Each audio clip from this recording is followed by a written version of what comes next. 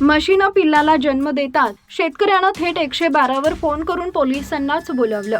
कारण कळताच उडाली खळबळ. मध्यरात्री गावात अचानक सायरनचा आवाज घुमू लागला आणि लोक घराबाहेर पडले.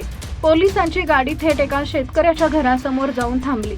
गावकऱ्यांना वाटलं कदाचित एखादा मोठा गुन्हा घडला असावा, पण त्या गोठ्यात जे दृश्य दिसलं ते पाहून पोलीस सुद्धा काही क्षण जागेवरच थिजले.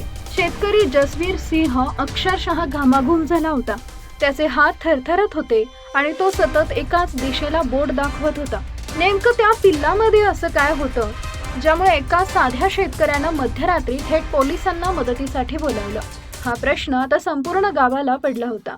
उत्तर प्रदेशातील अमरोहा जिल्ह्यातील खुशालपूर गावात त्या रात्री सगळं काही सुरळीत होतं.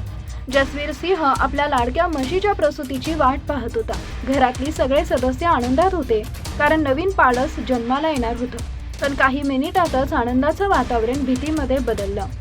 जसवीरनं जेव्हा त्या नवजात पिल्लाकडे नीट पाहिलं तेव्हा त्याच्या अंगावर काटा आला. त्याला स्वतःच्या डोळ्यावर विश्वासच बसत नव्हता. घाबरलेल्या अवस्थेत त्यानं थेट 112 वर फोन लावला आणि पोलिसांना सांगितलं की लवकर या, माझ्या गोठ्यात काहीतरी विचित्र घडलंय. पोलिसांनाही वाटलं की कदाचित एखादा भयंकर प्रकार झाला असावा. काही मिनिटात पोलीस सायरन वाजवत गावात पोहोचले आणि थेट त्या गोठ्याकडे धाव घेतली.